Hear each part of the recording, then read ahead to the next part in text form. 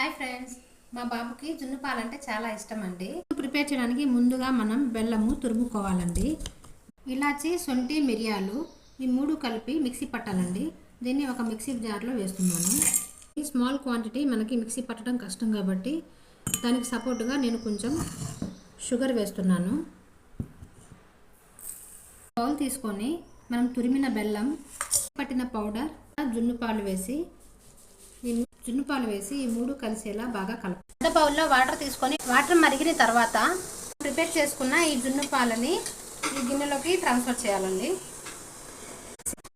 ఇప్పుడు ఈ బౌల్ పైన మూత కప్పేసి 10 నిమిషాల పాటు ఆవిరి పైన ఉడకనివ్వండి. చెక్ చేయండి, మొత్తం మనకి క్లియర్గా కనిపిస్తుందంటే మనకు జున్ను ఉడికిన. ఇప్పుడు చల్లారిందండి, నేను వేరే బౌల్లోకి తీస్తున్నాను. నేను ఇప్పుడు 1 పీస్ టేస్ట్ చేస్తున్నా. చాలా బాగా వచ్చిందండి. ఈ వీడియో మీకు నచ్చితే లైక్ చేయండి ఫ్రెండ్స్.